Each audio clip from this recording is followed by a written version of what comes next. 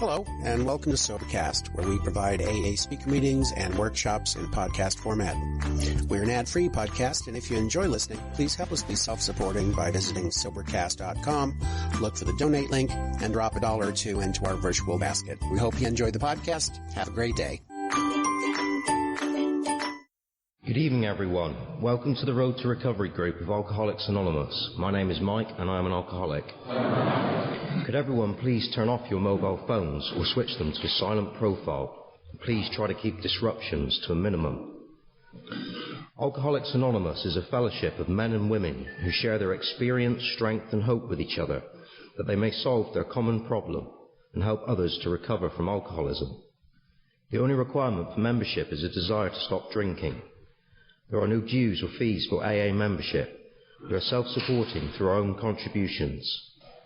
AA is not allied with any sect, denomination, politics, organisation or institution, does not wish to engage in any controversy, neither endorses nor opposes any causes. Our primary purpose is to stay sober and help other alcoholics to achieve sobriety. This is an open meeting of Alcoholics Anonymous. In view of our singleness of purpose, I respectfully ask that sharing be confined to alcoholics, and when discussing our problems, we confine ourselves to those problems as they relate to alcoholism.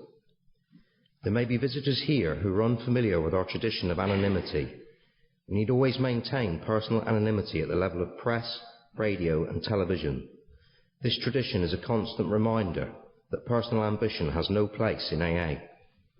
We are sure that anonymity is the greatest safeguard Alcoholics Anonymous can ever have. We therefore seek your cooperation in protecting the anonymity of our members at the public level.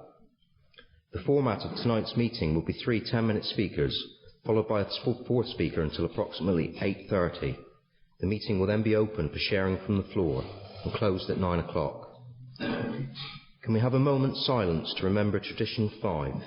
Each group has but one primary purpose: to carry its message to the alcoholic who still suffers.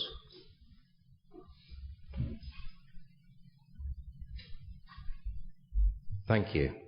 Our first 3 speakers tonight will be Nick, Tommy and Mary.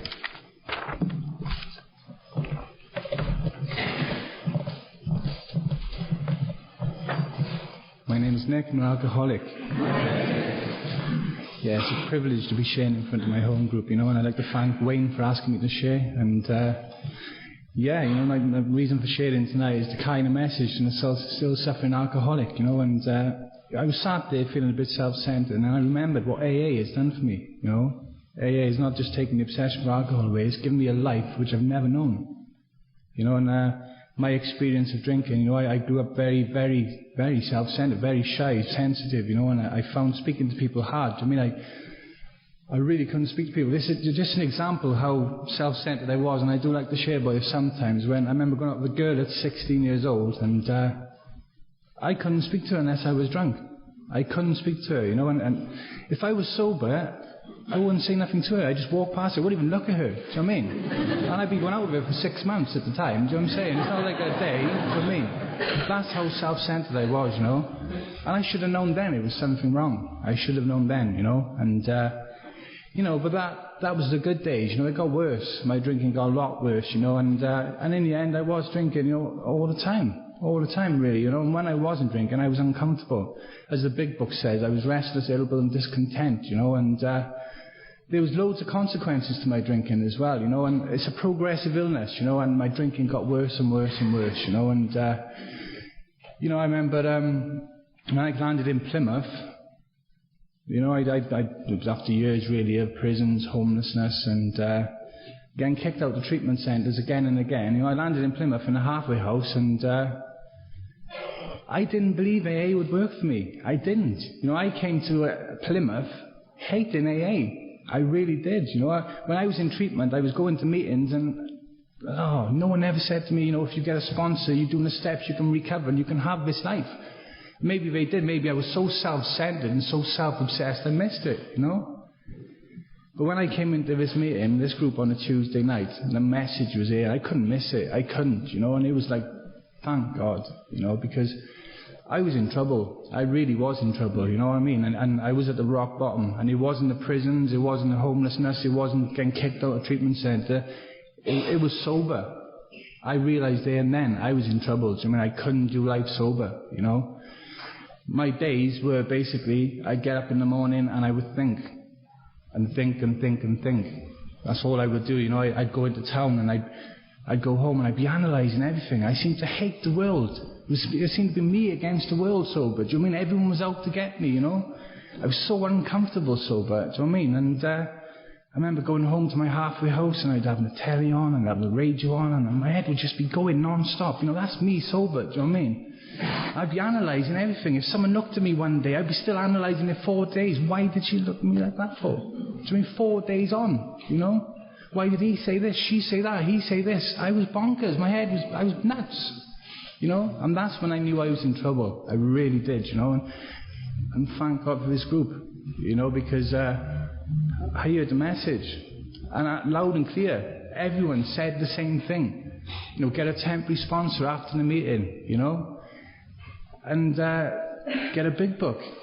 I love the big book today, you know, I love that book, you know, I identify so much with that book, you know, and I can honestly say, as soon as I got a sponsor, you know, I felt hope like I haven't felt for a long, long time. You know, and my sponsor gave me simple suggestions to do. I didn't analyse them, which was quite mad, really, because I was analysing everything at the time. And I started doing these simple suggestions, and I started to feel better, you know, and then my sponsor said, you know, step 1 and 2, he started me on the first 3 steps, and he started me on step 3. You know, I got down on my knees and I prayed to a higher power, which I didn't understand. Do you know what I mean? I remember going down on my knees and actually laughing at the time, you know, because I didn't understand, you know, and but I did it.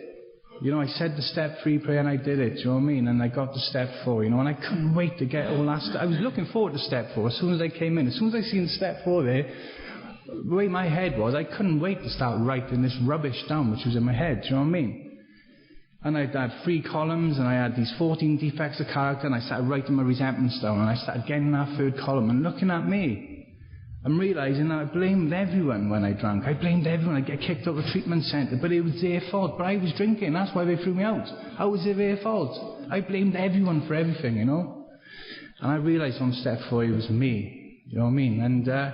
And step 4 was an amazing tool for me. I mean, it really was, you know, because it showed me how to do step 10s, you know, and coming to step 5, you know, when I was told, when I read this out to another man, my sponsor, that it would be an amazing feeling, you know, it would be a fantastic feeling, you know, and I went in a bit sceptical, thinking, here we go, and I read this stuff out to my sponsor, all this cringe-worthy stuff, and I had to laugh at some of it. It was creepy, some of the things I had to read out to this other man, you know. 2 days later, I felt amazing. I really did, and that's when I really knew this was going to work for me. I really felt amazing. You know, I walked into town meeting up with the guys, and I was buzzing. And I mean buzzing. Do you mean it was electric, you know? And that's when I knew this was going to work. And I wanted more. I wanted a lot more, you know? And 6 and 7, I handed it over to my higher power, and I got to step 8, and I thought, oh, more writing. Oh, this is like A-level AA, do you know what I mean? More writing again, you know? The people made promises in step 9, there's promises, you know, and I wanted to get there, do you know what I mean? Because I didn't think you could beat step 5, I didn't, do you know what I mean? I really didn't, and I cracked on in my step 8, you know, and I got to my 9s, and my sponsor said, well, go home now, make amends to your family, you know, and I went home and made amends to my brother, my parents, and my mum was brilliant. She gave me a big hug, and my dad just went all manly and said, oh, it's okay, don't worry about it, the main thing is you're okay, you know, and my brother done the same, you know, and the most amazing thing about my amends to my brother was that he gave up on me. He gave up on me in prison. He said, leave him here. He gave up on me, you know, and after making this amends, about a year later, my brother was at my wedding, and he came up to me and he said, you know what, bruv, I'm really proud of you. And that was the best amends I could have had, you know, because the man gave up on me, do you know what I mean? This is all because of AA. Nothing to do with me, this is AA. And, yeah, step 10s, thank God for step 10s, you know what I mean? Step 10s, I got a way of dealing with my daily resentments. You know, as my sponsor says, I'm a touchy person, I need a way to deal with this stuff, you know, I love my step 10s, you know. And I just got a light. So step 11, you know what I mean? Higher power. I've got a higher power in my life, do you know what I mean? I've got a higher power in my life, and it is amazing. This is what the steps are all about. It's amazing. You know what I mean? My life has changed. I've had a change of thought and attitude, a spiritual awakening from doing the steps, and I cannot recognise my life. I cannot. When I came into this meeting, I was a bum. I come from the gutter to a life I've never known. I've never known a life like this. I've been married, and I'm married in recovery. I mean, I got a wonderful wife. I'm working today. Which, I mean, last job I was in prison packing tea bags and I got sacked. You know. And it's not just that, I got a peace of mind and contentment which I've never known. Never known. I can speak to anyone today without having to analyse it 4 days before and after. My life's just amazing today. And I'll leave it there. It's amazing. Thanks.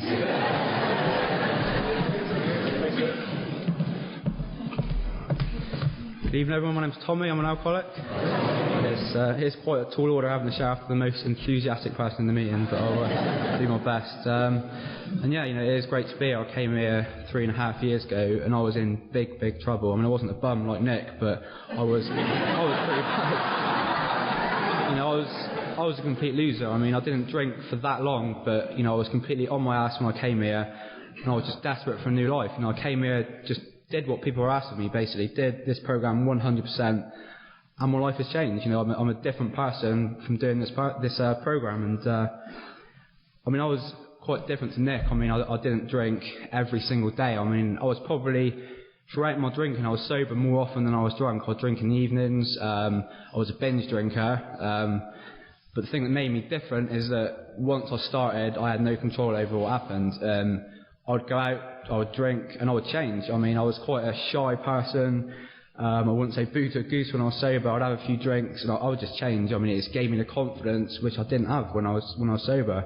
You know, I could really talk to people. I just loved it, and that was after about 4 pints. After 5 or 6, I would just snap. I'd become aggressive and violent, and you know, the consequences were horrific. Do you know what I mean? You know, they really were horrific. I mean, I was a terrible person. The things I was doing to people.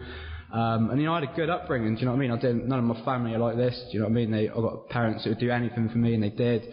I went to a grammar school. I had a lot of potential. I was, you know, always top of my class up until the age of about 14 when I started drinking. I wanted to go to university, you know, I had a lot of ambition and all that. But you know, I never felt comfortable when I was sober, and it was at the age of, you know, 13, 14 when I really started drinking, and I just remember making a decision at that age that I loved this. You know, this is great. When I'm drunk, I feel good. Life's exciting. When I'm sober, life's boring. Do you know what I mean? So it wasn't a difficult decision. I just knew that I had to get drunk as often as I could, because it was the only way I could enjoy life. And you know, it started off every Friday without fail, then every Friday and Saturday, and then it became weeknights as well.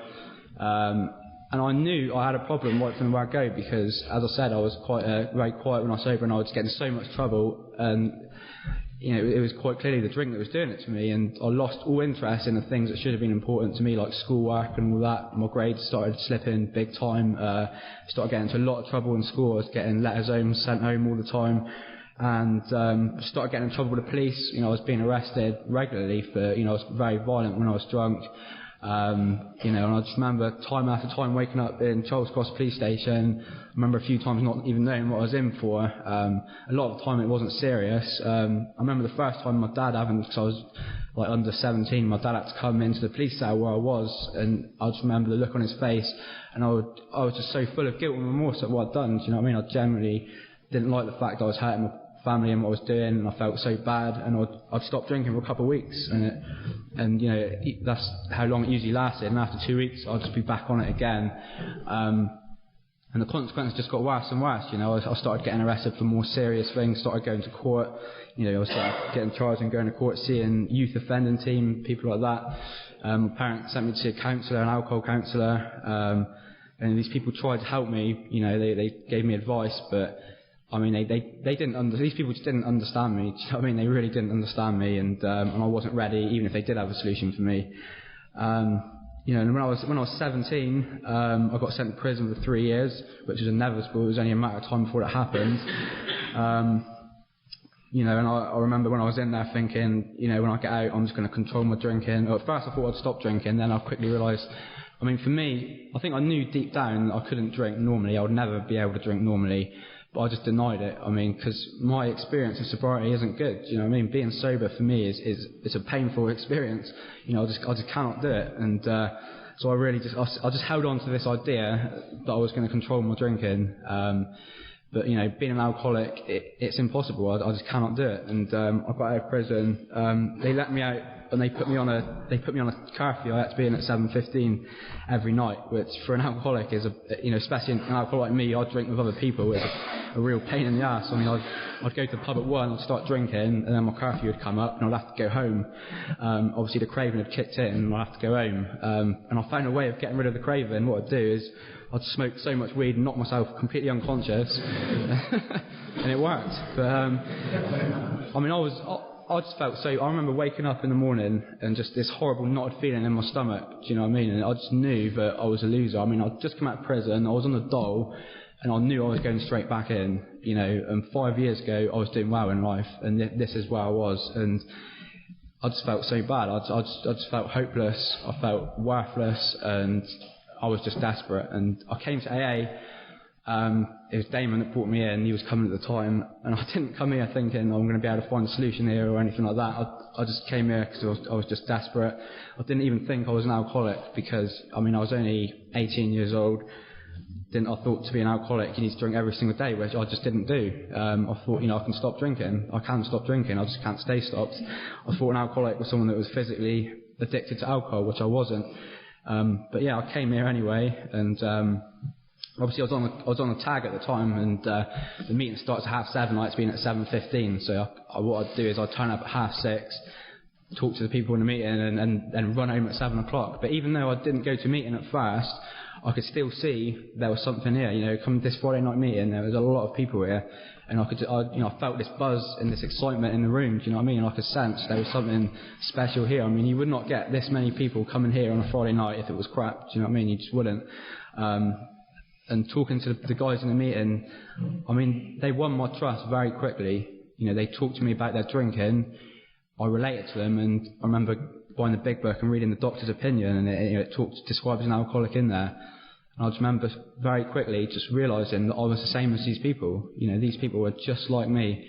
A lot of them had drunk a lot longer than me and had taken it further, but these people were definitely like me, and I realised straight away I was an alcoholic. And I had obviously a lot of doubts. I mean, like I said, I didn't think it'd be I just thought coming to AA and not drinking for the rest of my life, that is going to be boring. I'm young, I'm the kind of person, I've always been the kind of person that takes things to the extreme. I need excitement in my life. I'm always looking for a buzz, and I just couldn't imagine that in AA. Do you know what I mean? Just going to 3 meetings a week, and how can that possibly be fun?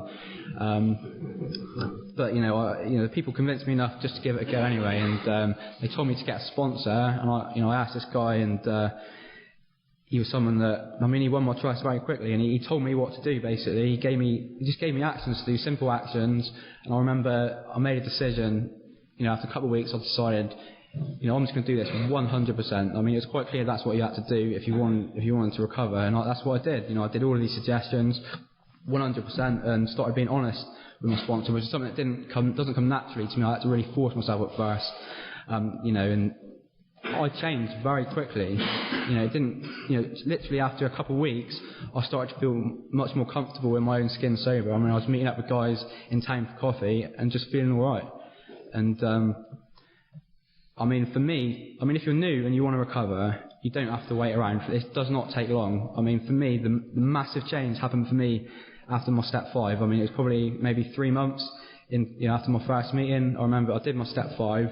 And I was sat there at the front of the meeting on Friday, and I just got this massive, overwhelming feeling that everything was going to be all right. And I was just absolutely buzzing. I just thought everything is going to be all right. I can actually see a life for me sober. And, it was just the best feeling ever. And, that has been my experience with sobriety. I can see a life for me sober. Life today, as I said, I thought, the AA is never going to be able to offer me the excitement that I need. But it has, and a lot more than that. I've been sober for 3.5 years. And the amount of fun I'm having is unbelievable. Do you know what I mean? It really is. I'm at university today. I'm doing well. I get good grades. When I was in school, I remember my maths teacher said to me, "You're the biggest waste of potential I've ever met." And I took that as a compliment at the time. But today, I'm pretty much top of my class. I'm achieving things, and I know it's not down to me. I'm a loser without this program. I'm not capable of achieving things. All I'm capable of is going to prison. Do you know what I mean? And it's only since I've come into this meeting, that these things have happened, and I love it. I love being a part of AA, and it's not a chore to do these things. Coming to meetings, I love coming to meetings. Occasionally I might feel, I don't want to come tonight, but most of the time I absolutely love it. Do you know what I mean? And this Friday night meeting is the highlight of my week. And if you're new, it may seem unachievable. It may seem like we're all a bit over enthusiastic, and you may think it's hard to imagine, but just do what I've done. Get a sponsor, throw yourself in 100%. Don't hold back at all. And this is guaranteed. I'll leave it there. Thanks.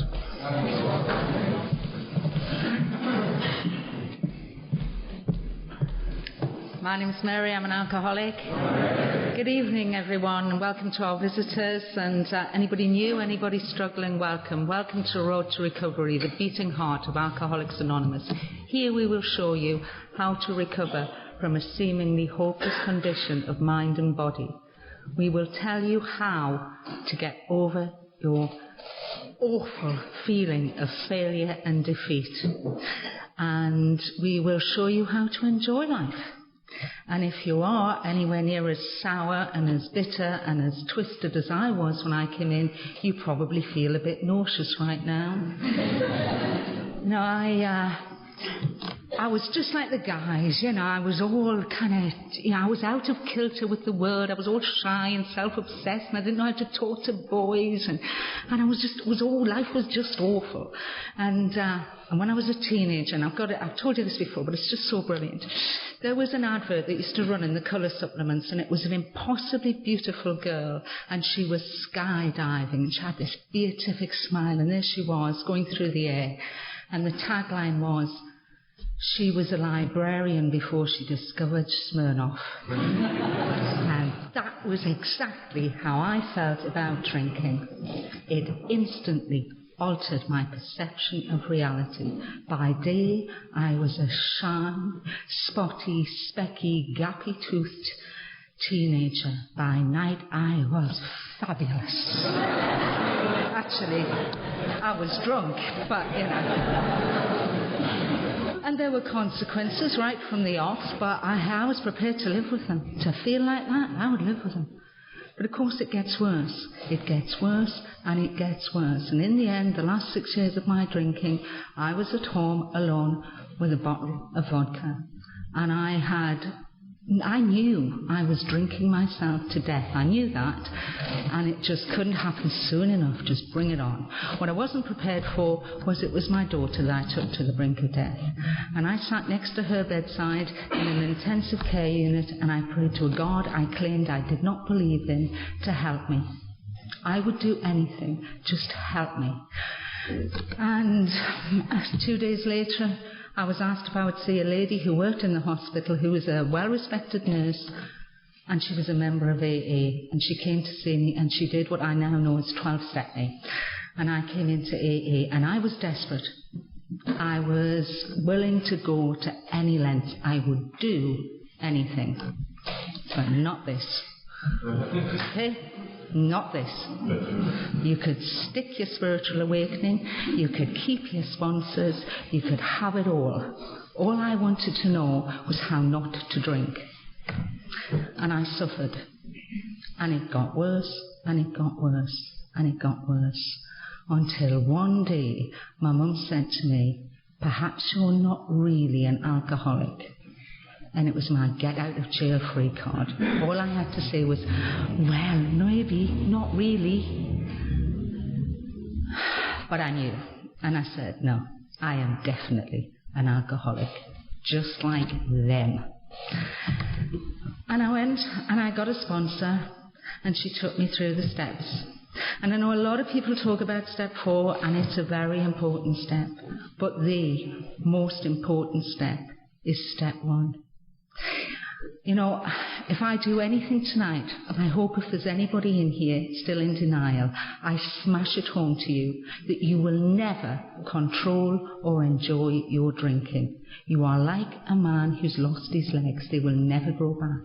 You will never be able to have 1 or 2 drinks and walk away.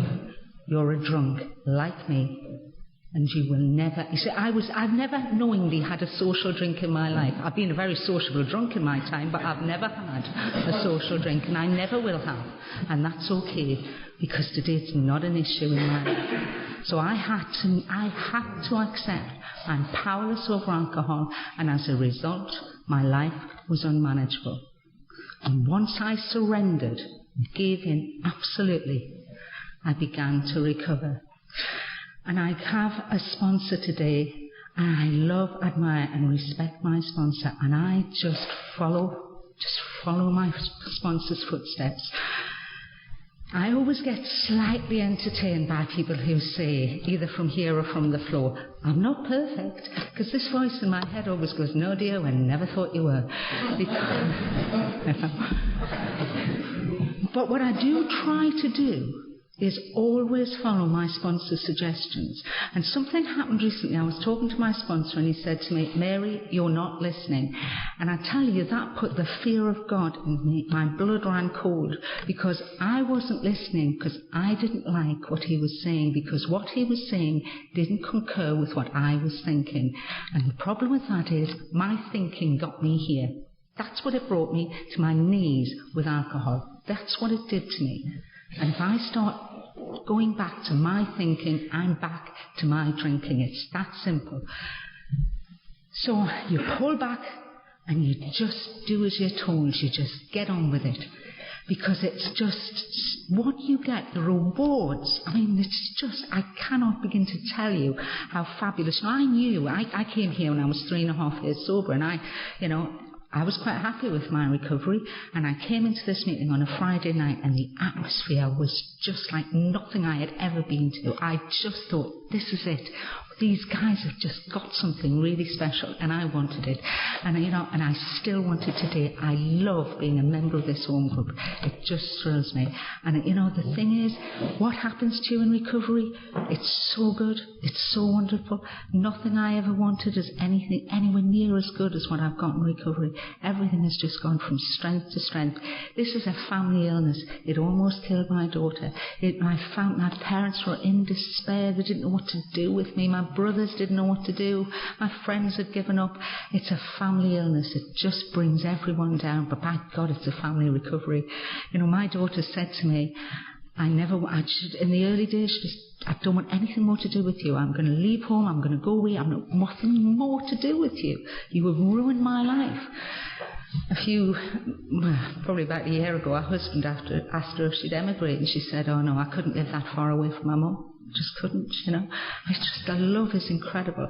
And that's what I've got from just following simple suggestions, from going through these 12 steps and listening to a sponsor. My mum forgets. She said to me recently, because we've got a family wedding, and she said, do you think people will get drunk? And I said, it's a wedding. There's a fair chance 1 or 2 will be drunk. And she said, I don't understand why people need to be drunk to enjoy themselves, do you? And I said, Mum, I'm an alcoholic. I don't understand why the rest of you wait for weddings to get drunk. I know why you're not drunk every day. She's forgotten. She's just forgotten how bad it was, because that's it. She's also forgotten my name, by the way, which is really bizarre. Sometimes I get Mary, sometimes I get Winnie. Now I get Minnie, which is a kind of... But you know what? I'm just so... Because my dad lived to see me sober. My mum's still alive. And it's just... And they're just... so wonderful, just that feeling of being part of something and really contributing and being able to be somebody who can take part in your family life and in your, and just the life of the friends and the people you love. And you can have all of that. And it's really simple. You get a sponsor, you get a big book, you get taken through the 12 steps of recovery, and you live a wonderful life. You live a life beyond your wildest dreams. And all you have to do is surrender. Thank you for listening. Good night. God bless.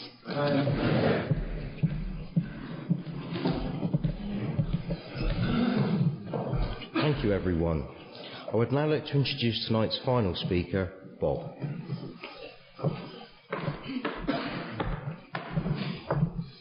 It's been a really good meeting up to now. My name's Bob. I'm an alcoholic.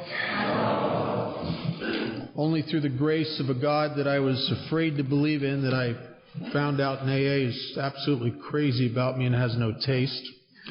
The 12 steps, as they're outlined in the big book, good sponsorship, and a persistent and dedicated commitment to the primary purpose of helping other drunks.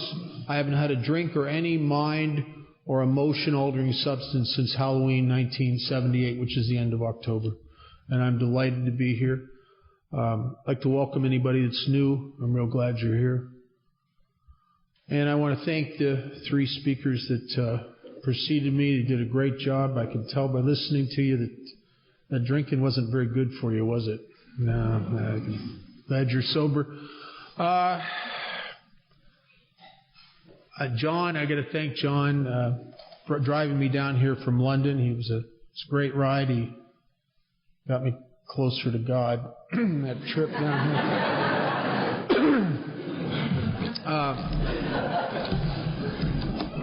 30 years ago, sometime this week, I stood on a bridge with a bottle of a wine that had never seen a grape. It was 20% alcohol, and it was called Richard's Wild Irish Rose, and it was my drink of choice because it was the most amount of alcohol for the least amount of money. And I was on this bridge with that bottle of wine, trying to get up enough courage to take my own life. And I'm on that bridge for two reasons. One is that I finally know something that is true, that is unacceptable to me. And what that is no matter what I do, I cannot jumpstart the party. And I can't, and not from a lack of trying, I cannot get back to when alcohol provided a sense of ease and comfort, when it seemed to give me a feeling like maybe it was going to be okay no matter how bad it seemed, a feeling like I could fit, that I could be free. I couldn't get that feeling back, and I've burnt my life to the ground, and I've done it repeatedly now. By this time, it's been 7 years of relapses, 7 years of institutions, 7 years of swearing to myself and meaning it with everything in me. I'm never going to touch that stuff again. And 7 or 8 weeks or 7 or 8 months later, I'm back at it again. 7 years of hell. And isn't it odd that the most horrific, painful, disgusting years of my life were after I came to Alcoholics Anonymous? I don't think there's a hell on earth worse than sitting in the middle of Alcoholics Anonymous, needing the answer that's here and not having it. There's a loneliness of sitting in these rooms if you've never done the deal. And I know that. It's a depressing, lonely thing. And I'm on this bridge because I can't, there's no more, the medicine has stopped working, and I can't seem to imagine life without it. And a doctor had said something to me that prior year that should have been good information. It should have been a positive thing.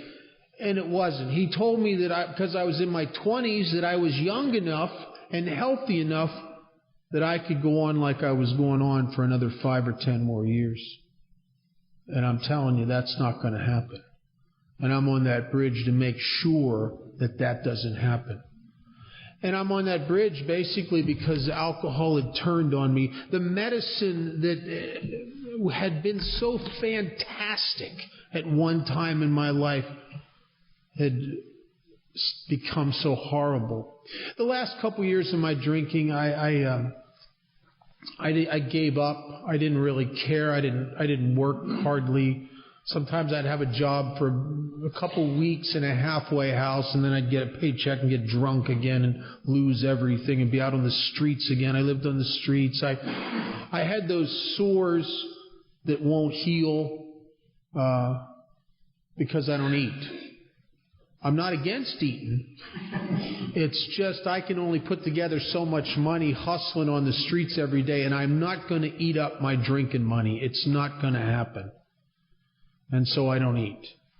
I have urine-soaked pants, and I've had them for I can't even tell you how long. and I just walk around with them. I feel sorry for myself continually.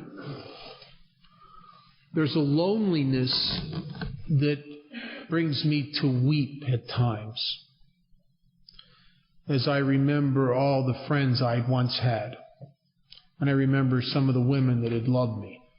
And I remembered my mother and father who cared about me and would have done anything to help me.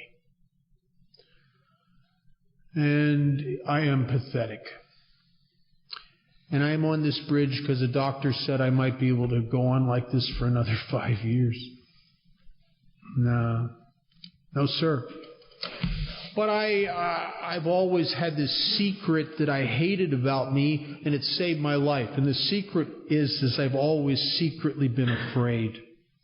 I covered up with violence, and I carried weapons. I did a lot of stuff to make you think I'm not afraid. I engaged in fights. I sucker punched people to show them I'm not scared. But underneath all the facade is I'm scared to death. And I always have been, and I've always hated that about myself. A more courageous person would have been able to kill themselves. But at the last moment, when it was time to make the jump, I broke down and started sobbing and cursing myself for being what I was. And I didn't know that I would end up in Alcoholics Anonymous again, as I did many, many times. But something would be different. Something would change inside of me. And there's an aspect to me that almost killed me. And what that aspect is that I fit the old adage, you can always tell an alcoholic, but you can't tell him much, right? I'm that guy. I can start drinking, burn my life to the ground. The first thing I get back is my opinion. You know, I'm the I know guy. I'm the guy that after about 8 or 10 days of being sober, I'm feeling better physically. I'm the guy you can't tell nothing to. I'm the guy that sits there, and if you try to tell me something, yeah, I know. Yeah, I know. Yeah, I know. Yeah, I know. You know what I'm really saying is, shut up. Shut up. Shut up. Shut up. I'm the guy who sits in meetings because I have to, and I sit, if I can, in the back of the room because you need a spot where you can judge properly. And I sit there and I just, in my head, I just discount everything that the people say in AA. I just make them out to be stupid and idiots and lames. I tell these little stories to myself about how they're phony and how they're just making that up. And boy, look at that guy, isn't he full of himself? And I would be willing to bet there's at least one person in this room doing that to me at this moment.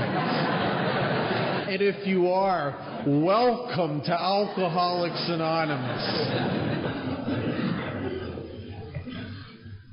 I didn't know that was my ego.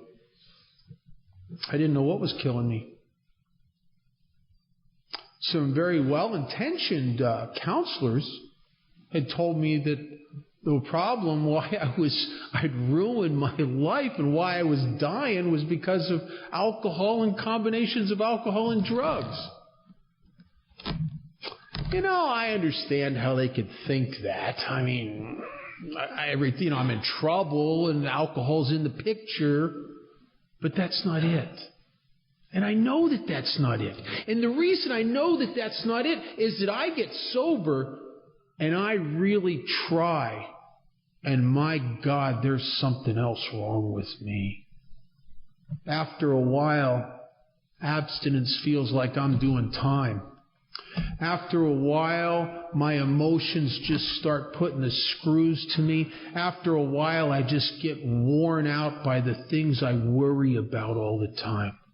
After a while, I'm just tired of the loneliness and the depression. After a while, something inside of me just gets tired of being locked up in here. And I just scream for freedom. And what happens is every time I start just yearning to bust out, I remember something that could bust me out like that. There was a time in my life where 4 shots of tequila and I could get free. 4 shots of whiskey and I could come out and play. 4 shots of whiskey and everything that was on me would just go away and and I was okay. Now, in my yearning for freedom and relief, I can't see past the yearning for freedom. I can't see the truth. Our book says the alcoholic, after a time, can't differentiate the true from the false. I can't see that what's really true is I haven't gotten free from alcohol in a couple years like that. That when I drink, it's pathetic. When I drink, all I get is the phenomenon of craving, which compels me to always want one more.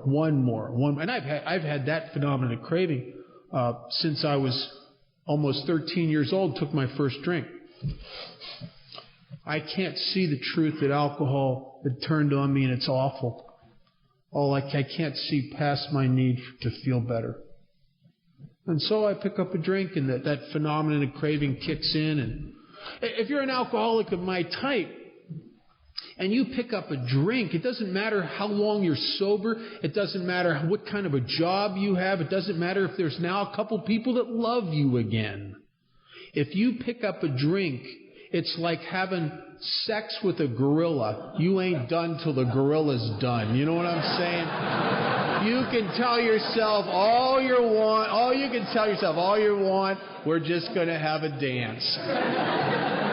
It ain't happening. Because as I ingest alcohol into my system, as the effect starts to hit me from the alcohol, I break out in an irresistible need for more of that effect. I've had that my whole life.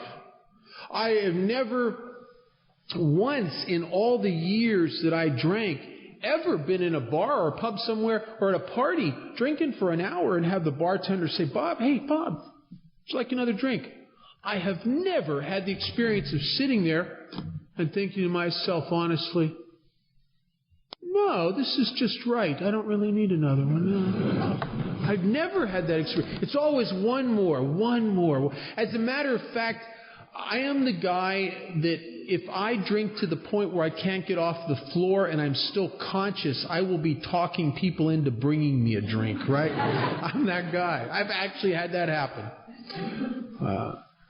And so I pick up a drink and it starts that thing. It lets that beast out of the cage. I can't get it back in until there's nothing much left in me. And I'm begging some guy for a bed somewhere, or I'm waking up somewhere with ink on my fingers because I'd been arrested the night before and fingerprinted again.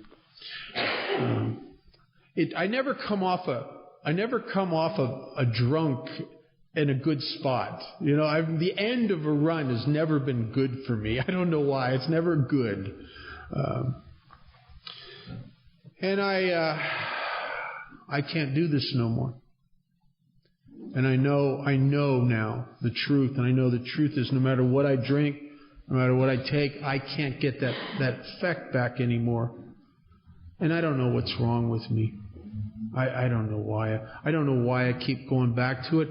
I had spent in that 7-year period, I'd been to some wonderful psychiatrists. I had been diagnosed several different things. I had been treated and medicated for several different disorders, and none of them really helped. They would help for a little while. You get a little hope, and then I'm always back to being me again. I remember therapeutic weekends where they wouldn't let you sleep. I went to this one, and it was fantastic. Changed my life. For 2 weeks. Right? And I'm always back to being me again. And what is that? It's back to being the guy who has to pretend like he's okay. Back to being the guy who pretends he fits. Back to being the guy who pretends he's tough. back to being the guy who pretends he's not afraid, back to being the guy who's a pretend human being. And my God, there was a time when I drank, I didn't pretend. I really was okay. And I can't get it back no more. So I'm on this bridge and I'm dying, and if you would have asked me about AA at that point, I would have told you I tried AA and it didn't work. I'd never tried AA. I'd been to probably 200 meetings, but I had never bought this whole package. I had never done any of these steps. I had never had a sponsor. Well, for about 3 weeks I had a sponsor briefly because I thought he could get me a good job. But I never. More importantly than having a sponsor, I was never sponsorable. There's too much of me between me and you. I'm the guy who's so full of myself and my perception and my judgments that there's no room for anything else. And it's funny how I would have told you I'm teachable. I'm open-minded. I'm open-minded to anything that agrees with me. But take an action that I didn't believe in or do something I didn't feel like doing? No.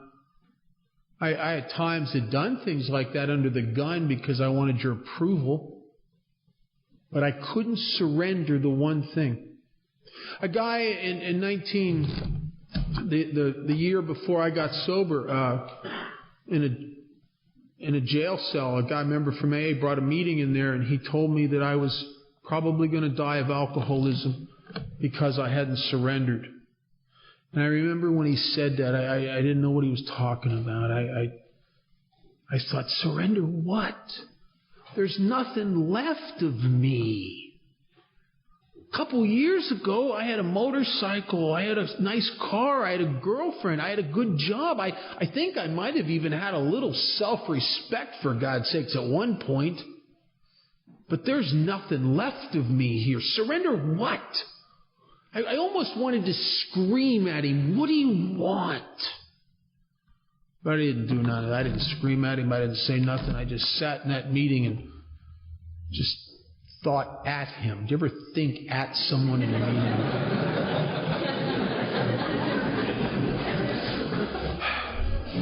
I always thought it was one of the great shames of the universe and the great disjustices is that when I hate people, they don't feel it. It was very unfair to me. God knows I feel it.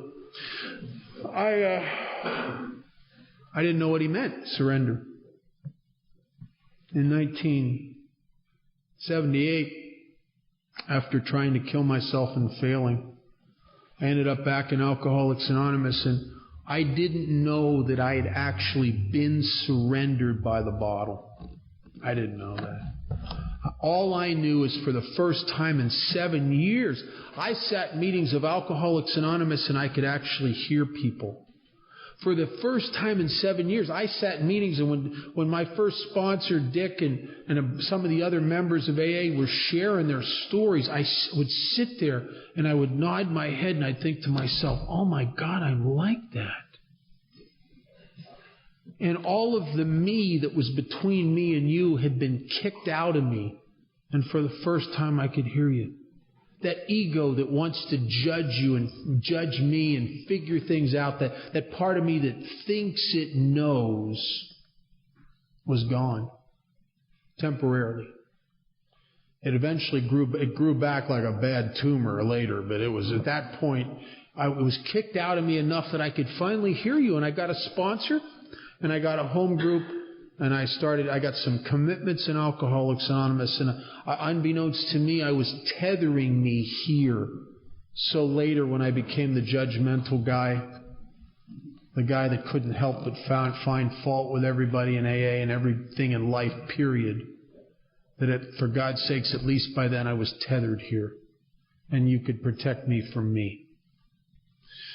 And this ego that I got is a hideous, hideous thing. I've come to understand that it doesn't care about anything except being top dog and being right. It doesn't even care if it kills me, as long as after I'm dead, everybody realizes that Bob was right. I remember ending up in an emergency room at a hospital one time, and I was in there because I'm a knucklehead when I drink and I hurt myself, and I'm in the waiting room, and there's a rack of literature, medical literature, in this waiting room of this emergency, and I grabbed this pamphlet, and it was 7 warning signs of cancer. And I'm in my half rummy state. I'm like thumbing through this pamphlet, and one of the things that caught my attention in there is it said one of the warning signs of cancer was continuing bleeding. Well, I'm bleeding on both ends. And I remember reading that, and I just went into this whole world in my head about it. For months and months, I got cancer.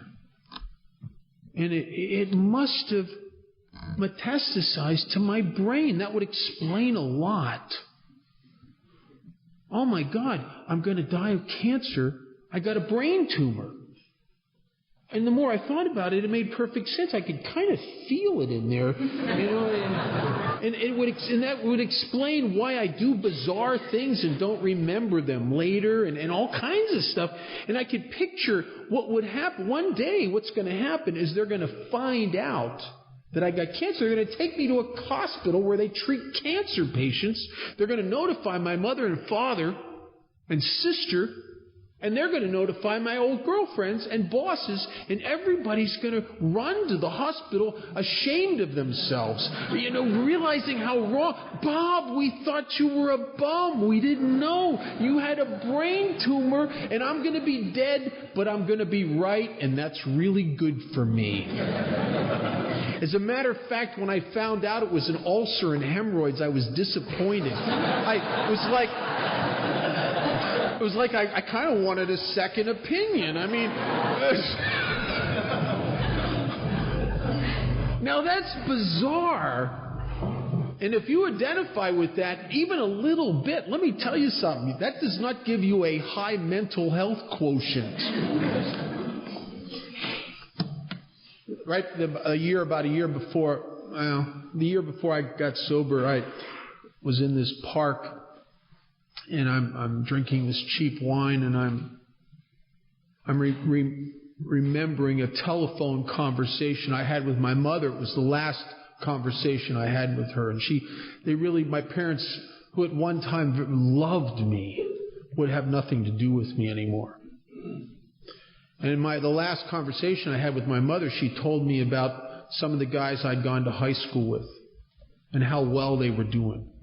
And one of the guys that I went to high school with was now an intern. He was about to become a doctor.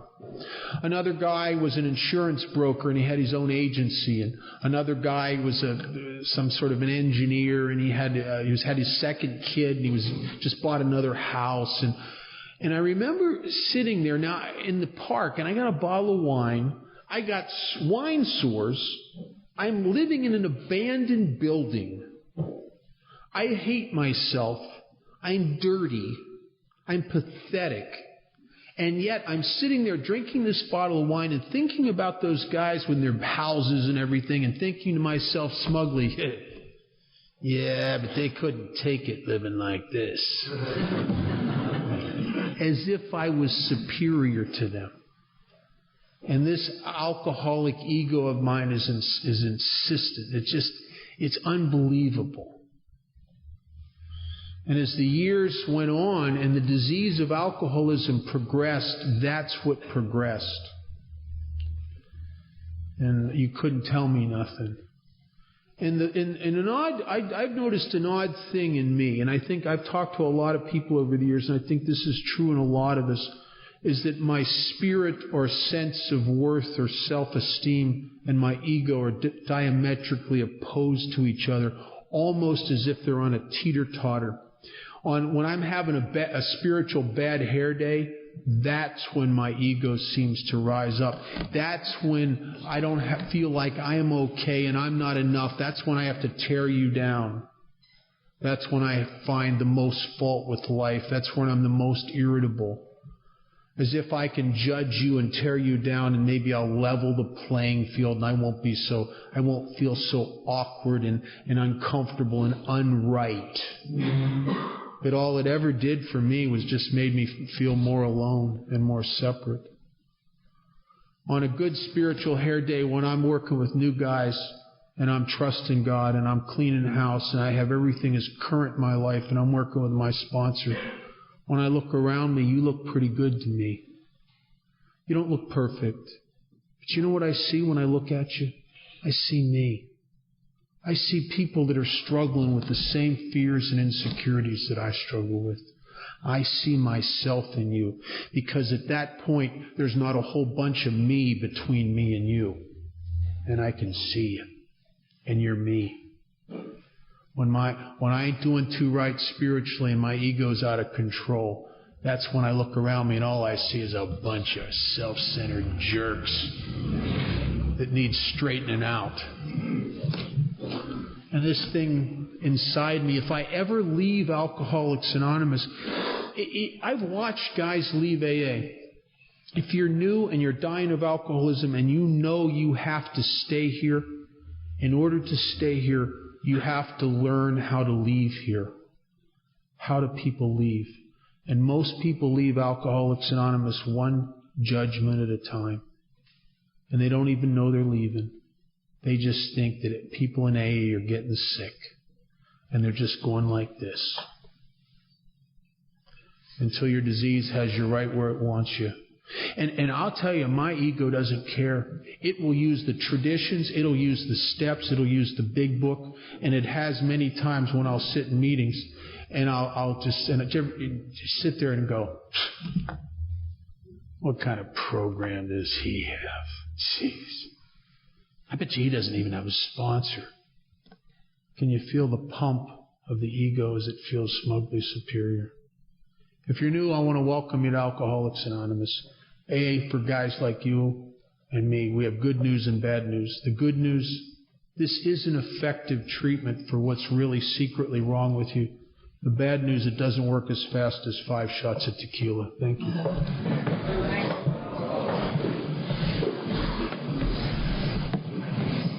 Thank you, Bob. Because of the size of the meeting, could you try to keep your shares to approximately 2 minutes? And do not be offended if you're asked to stop by my sounding the bell. Also, with those wishing to share, please raise your hands. The meeting is now open.